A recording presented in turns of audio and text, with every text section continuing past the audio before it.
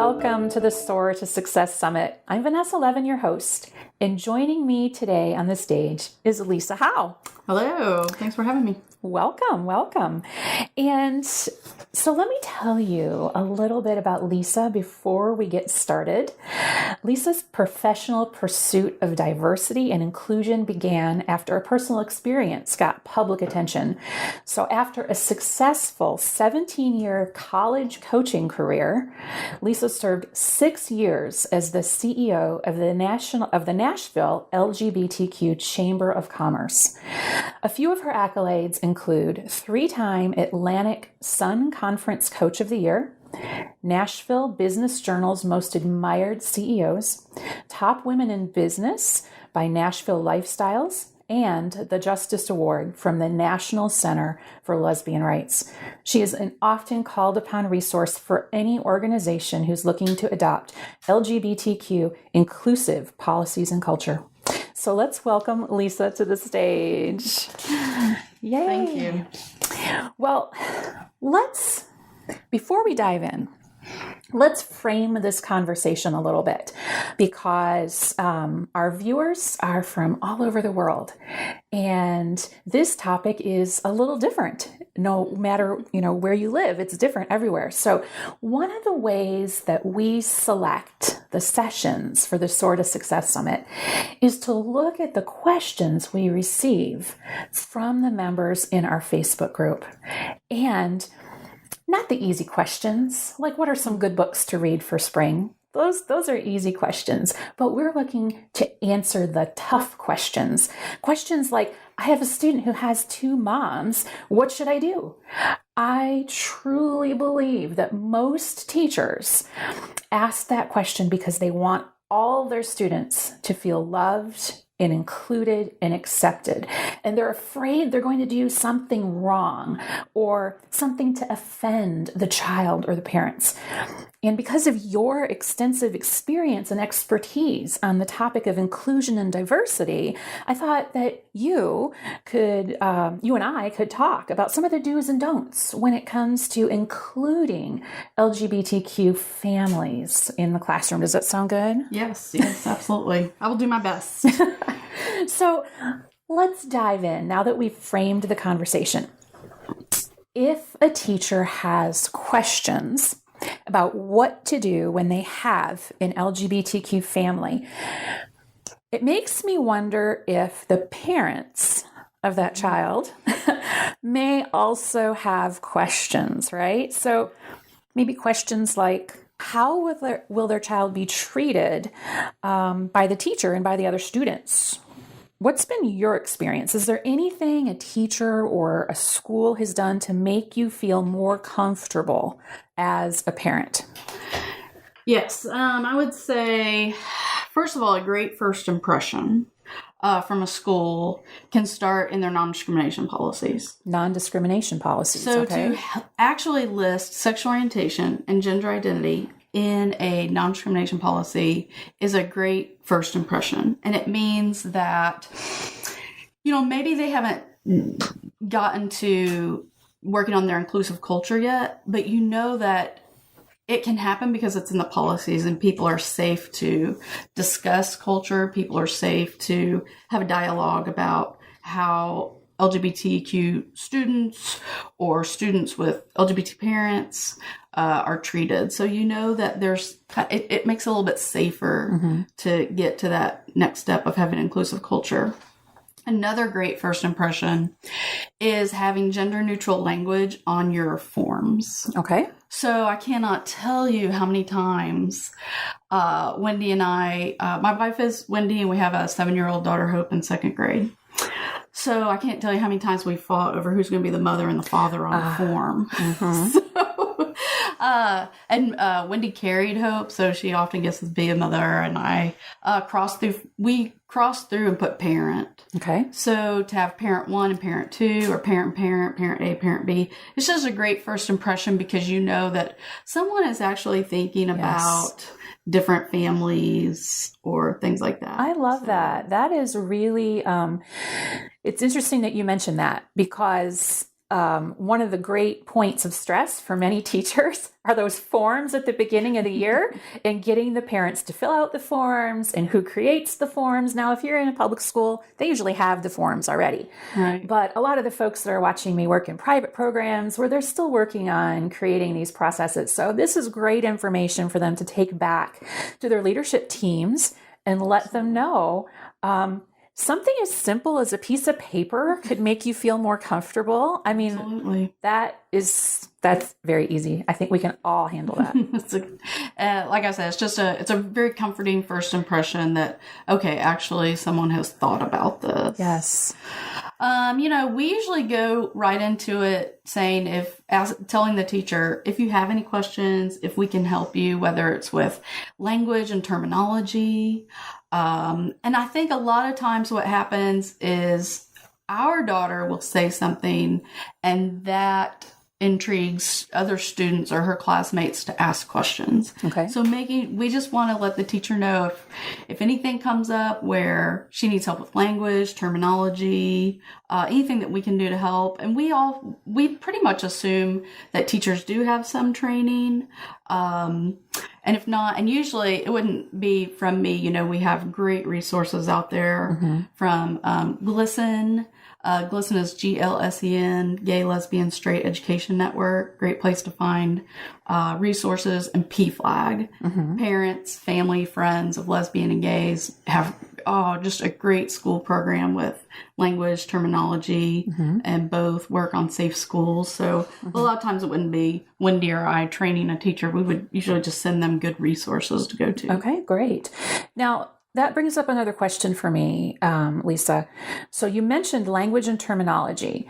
So in your personal experience, what have those questions that teachers have had about language and terminology, what have those questions been? Yeah, so again, a lot of gender neutral stuff, but I think a lot of times what Hope hears from her classmates are things like, well, you can't have two moms. And she hears things like, a girl can't marry a girl. So just helping teachers kind of through that. Okay, to guide those discussions with children? Exactly. Okay. So, and keeping it really simple, it's funny, Wendy and I have learned a lot just from Hope and her friends of how to handle some of the terminology. And I remember, or some of those answers, I remember... we recently had a 5-year-old boy come up and ask, how can two girls get married? And the funny thing is, Wendy went into this sermon about Justice Kennedy and the Supreme Court and whatever. And I'm doing this, and one of the Hope's friends who's in first grade came up and she goes, a girl can marry a girl and a boy can marry a boy. And I was like, that's our answer. Yeah, keep it simple. Keep it really simple. So just helping teachers, like sometimes we need to be helped, but just helping with that sort of just being able to answer those tough questions sometimes. Because sometimes it's the first time you've heard that question. And I could see that too. The 5-year-old boy's parent is standing there, and here comes another 6-year-old in the conversation. Boy can marry boy, girl can marry girl. And that parent was at ease, like, that just solves some of my problems going home and explaining, it's pretty easy. Right. Yeah. And age appropriate. And age appropriate, right. That's the other thing. We have to remember that sometimes keeping it simple, I like to say keep it simple, silly. Kids aren't looking for the Supreme Court answer. They're looking for the just simple answer. So, so those resources that you gave us are some places that teachers can start. I want to make sure that all of our viewers are aware of these resources in case they would like to find them. Can you just say them one more time for us? Right. So GLSEN is the Gay, Lesbian, Straight Education Network. Okay. And GLSEN.org. It's a national nonprofit, but you have chapters in states and cities. And they do a national school climate survey. You can go to your state and see the percentage of LGBT kids who might hear homophobic remarks or who might have been threatened in a classroom by a student or felt threatened by a teacher. All sorts of things like that. They also help with policy changes. They help establish gay-straight alliances. And they work with students and teachers, administrators together. Okay. They do a lot to raise awareness. And then PFLAG, Parents, Family Friends of Lesbian and Gays, another national nonprofit, has local chapters. They have a program called Cultivating Respect, Safe Schools for All. And we use them in the corporate world also. They have a great, and they are a resource that is more for teachers and administrators, okay. So more for adults. But pflag.org, and you can find all sorts of resources there. Wonderful. So what I hear you saying is one of the most effective things that you experienced as a parent that made you feel comfortable in a school was that piece of paper, that form. So,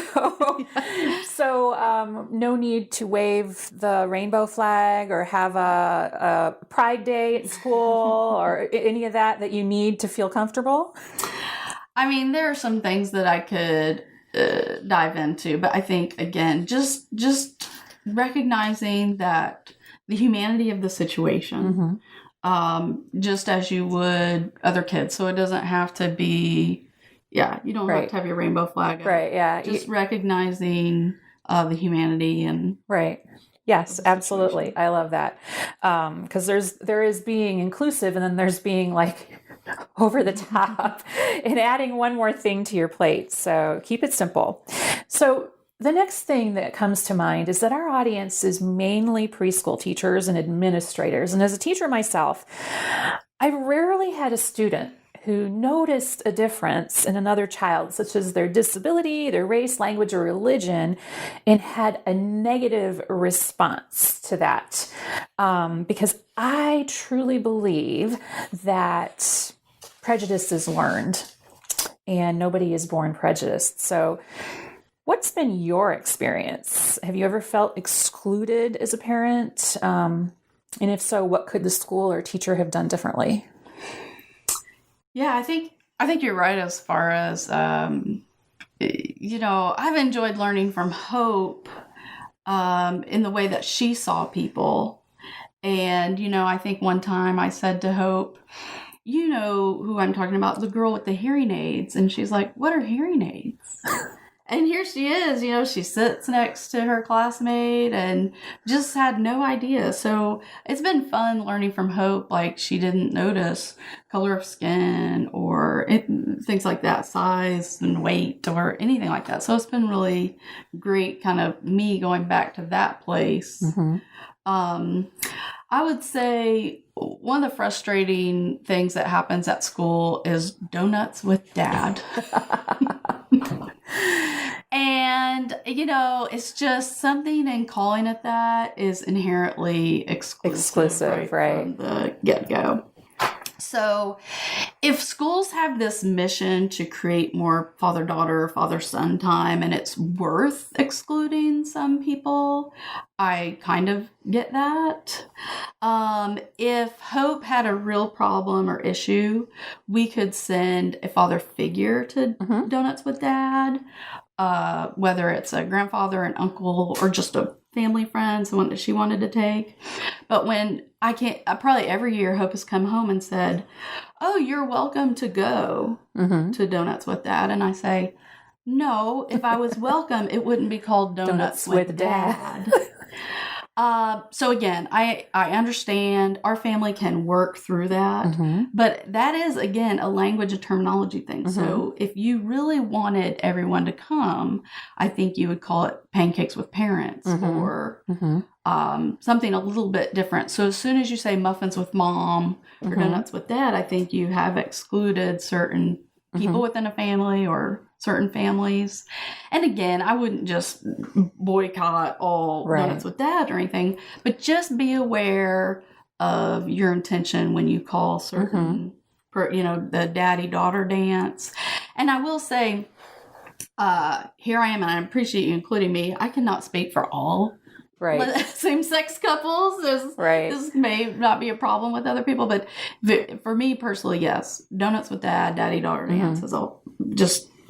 That's the line for me where I'm like, no, if you wanted me to go. And we had friends, a same-sex couple, who were told that they're women, and they could go to the daddy-daughter dance, and they felt the same way. They're like, no, not only do one of us not want to go because we're not the dad, but both of us definitely don't want to go. Put our daughter like, oh, you're the only person with two parents here. Now you're special. Right. And, that the school learned a lot from that experience, and the principal ended up taking their daughter to the daddy-daughter dance. Nice. So it was interesting. Well, I think that it's interesting because in our Facebook group, we get a lot of responses from people from all over the world. And somebody recently said, our school recently changed our muffins with mom, donuts with dad to pastries with parents.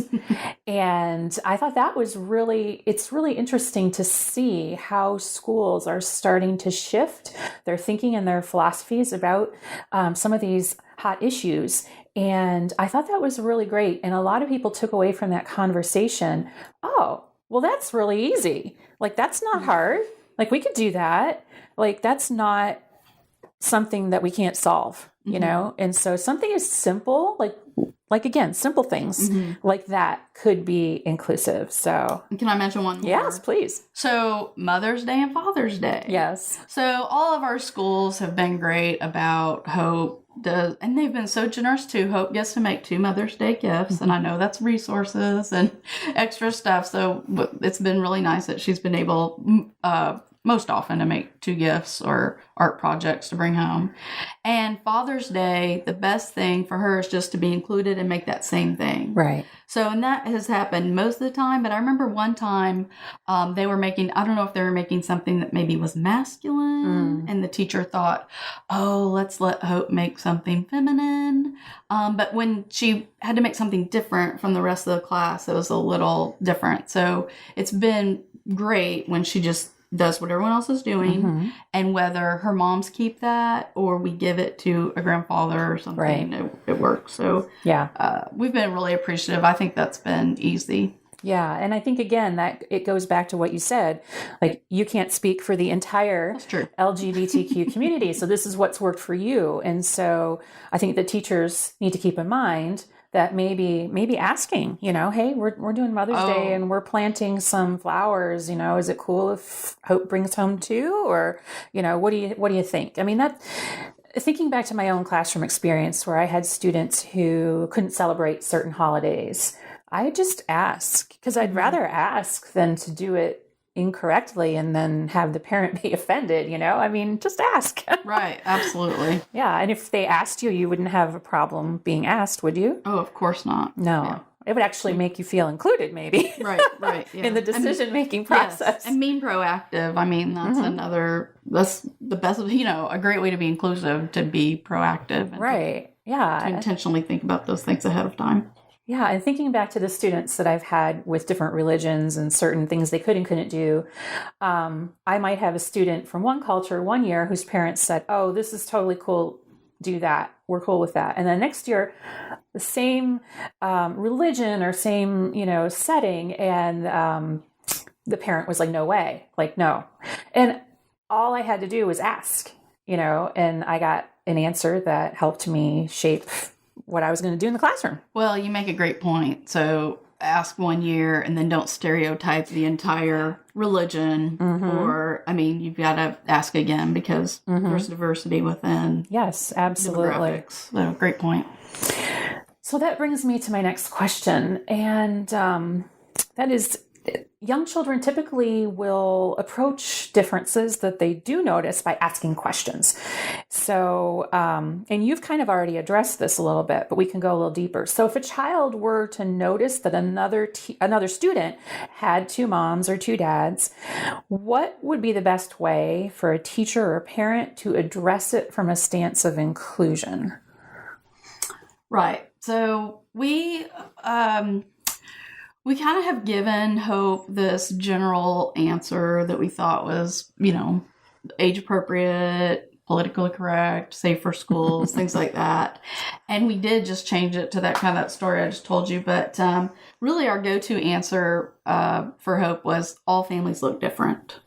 I like that. And, if they said, why do you have two moms? Our go-to answer, and we would talk to teachers too, is all families look different. Mm-hmm. And so you have kids who live with grandparents, or you could have divorced and remarried parents. So we talked about someone might have one mom and then a stepmom and a dad. So they might have two moms and a dad, or whatever that may look like for different families, who they live with, who they spend the majority of the time with, the gender of those people or the generation. And so our answer a lot of times was all families look different. I love that. And that is still to be respected and celebrated. I think that's a fabulous answer. I love that. And again, simple.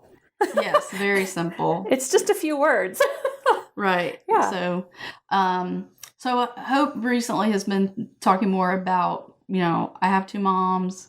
My moms are married because they love each other. Mm-hmm.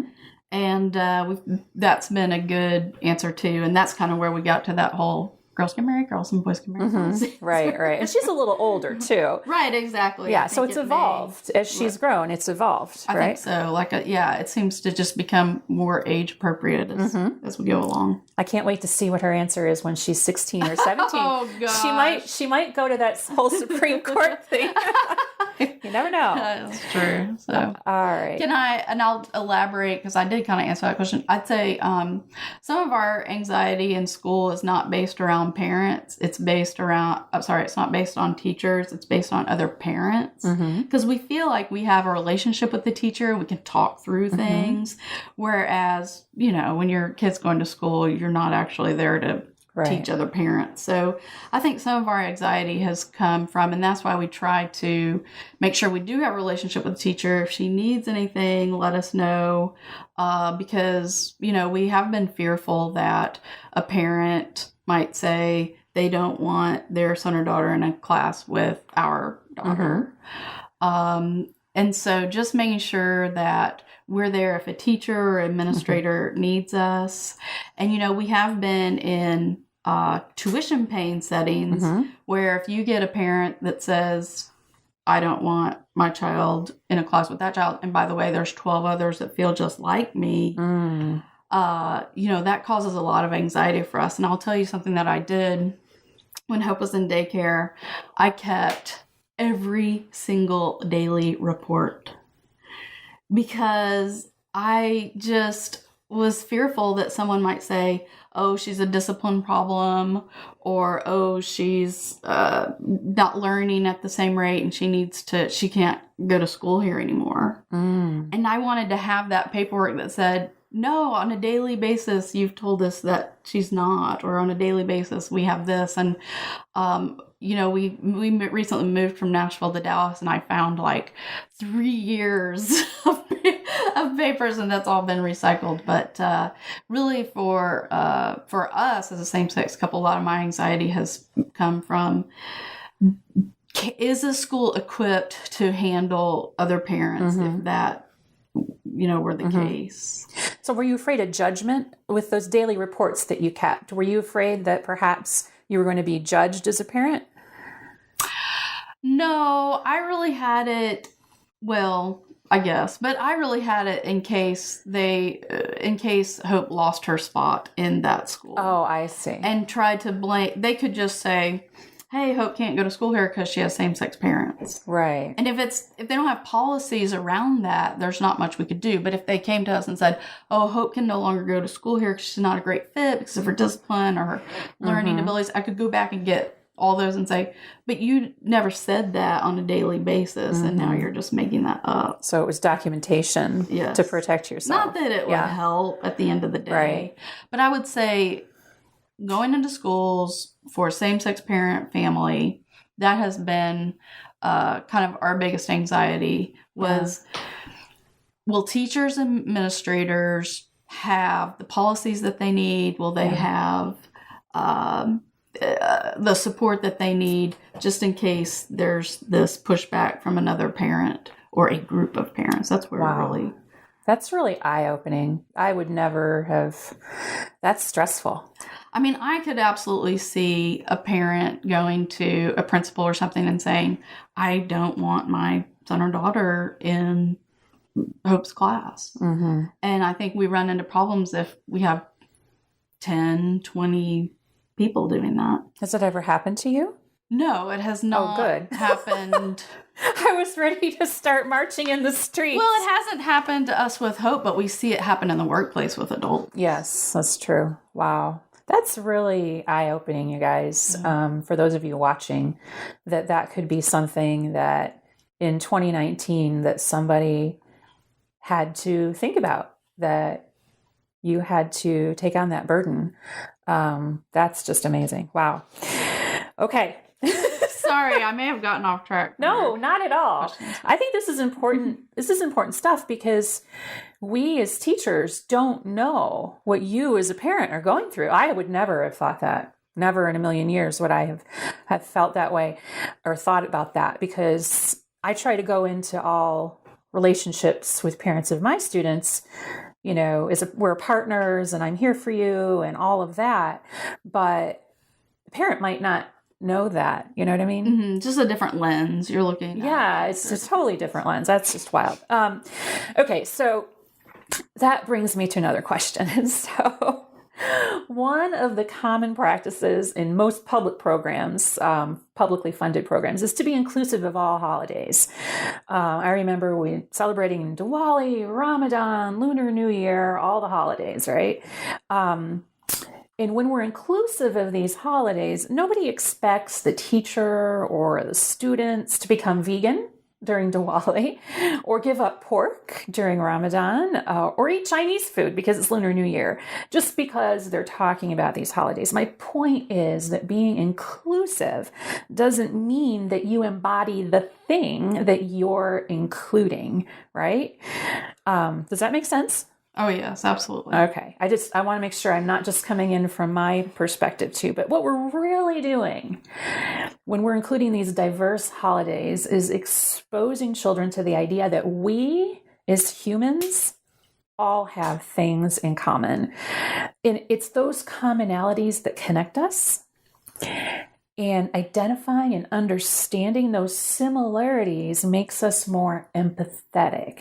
And our differences are what makes us unique, but they don't exclude us from the rest. I know that's kind of a lot, but does that make sense so far? Oh, I mean, I absolutely agree. And I've enjoyed learning with Hope. I know at her last school, they did a Diwali celebration, and to watch dances and to eat food and to, see her classmates wear certain clothing.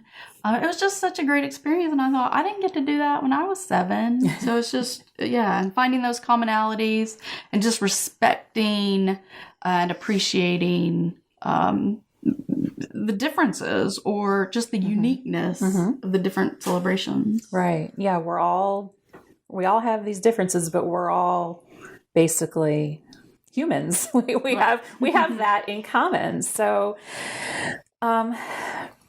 as a parent and as an award-winning champion for the LGBTQ community, what's that one thing that you want our viewers watching today to take away from our talk that will really help them embrace inclusion and diversity in their classrooms? Big question. I know, right? The one thing, though, I would go back to your previous question and just take it a step further, as it's appropriate or age appropriate or whatever, but take it a step further. And I would love to see us in, whether it's history or the different holidays and celebrations, I would just love to see us kind of recognize the diverse identities of our historical figures.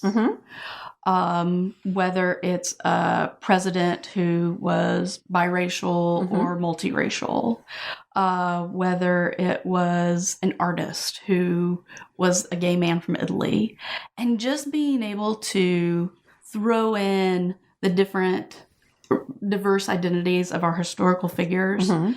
I mean, it would just mean so much to kids who are looking, again, from a different lens, but just to see someone who looks like you or is similar to your family, or it just opens up opportunities to people who may not think they were there. And I think we hear all the time, like, oh, I never saw someone in that leadership position who looked like me. Right. Or I never, saw a woman in this position do this. And so I just think it would be great to take that last piece one step further and just mention the fact that maybe someone had a disability or yes, someone came from a parent with came from a family with same-sex parents. Just being able to, it doesn't have to, it's like you're talking about with the flags and the parades. No, it's a sentence, it's a gay man from Italy named Leonardo da Vinci was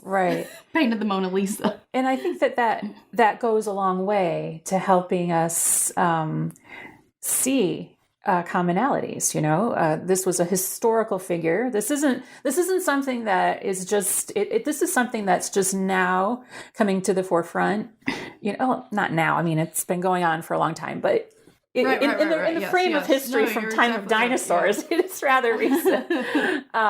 So I think that doing something simple, again, keep it simple, like shaping that and I think that would just go a long way. I think you're right to see that being talked about. Right. Awesome. But again, I would just say I think we have to start with policies, because if we don't have a safe space to create an inclusive culture, then we can't even have the dialogue to get there. Mm-hmm. So for me, it really does start with policy. And then after that, just not being afraid to have the conversations. And I will tell you what, in this, in our moving forward, if you have not talked about gender identity, transgender, gender fluidity, you're behind. So those discussions have to start happening quickly. Don't wait until you have your first gender fluid student or transgender student. Don't wait till the fourth one. I mean, those conversations should have need to start immediately. Do you have policies in place? How are you going to handle certain things? Of course, that's always the bathroom issue. You can figure that out at your school, but having that dialogue early, and then being able to include parents or people from the transgender community, I think is very important. I think that's where we're going next. You're talking about the administrative level, right? Yes, absolutely. Yes. Okay, just wanted to clarify. Your last statement reminded me of a story I heard recently. I was sharing with you about my friend Eric before we went on camera today. And Eric told a story to me that broke my heart as a teacher, but really lends a lot to this conversation. He was 4 years old and he was in preschool in Houston, Texas. And the preschool teacher called his parents for a conference and said, there is something wrong with Eric. And what she felt was wrong was that he loved pink. He always dressed up as a girl in the Dramatic Play Center. He only played with girls. Everything about him was girl-like. And she was extremely worried about Eric. Fortunately for Eric, his parents were very supportive. And now he is very successful. But the fact that he started his story at the preschool level shook me to my core. Mm-hmm. That we are starting at that age saying that a child has a problem. And that to me is heartbreaking. And I hope that all teachers watching approach these types of instances, because they're happening out there every day. They're happening in Montana. They're happening in Connecticut. They're happening in Florida. That all teachers approach that from a different stance, from a 2019 perspective, not that we don't have a lot of work to do as far as growing, but to go with an inclusive perspective on that. Yeah. Oh, that was heartbreaking.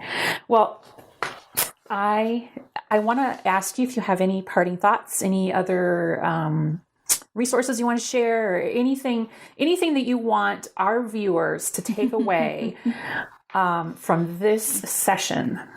Right. Well, I mean, I steal from you. Keep it simple. I think open communication is critical, and being able to talk to parents. And again, talk to parents one year and don't throw all same-sex parents in the same box. The next time you get a student with same-sex parents, you're going to have to ask them because you may get a completely different answer. So just having that dialogue, being proactive, being intentional, will really help you create an inclusive classroom, inclusive school. Awesome. I would just love to thank you, Lisa Howe, Thank you. for being with us here today at the Soar to Success Summit. And thank you to all of you who tuned in with an open mind. So if you'd like to spend a little more time with this session or any of the others from the Soar to Success Summit, don't forget you can bring the sessions home with you along with some of our terrific bonuses. Just click on the link below this video. Thanks for watching, and until next time, I'm Vanessa Levin, and this is Lisa Howe. Thank you.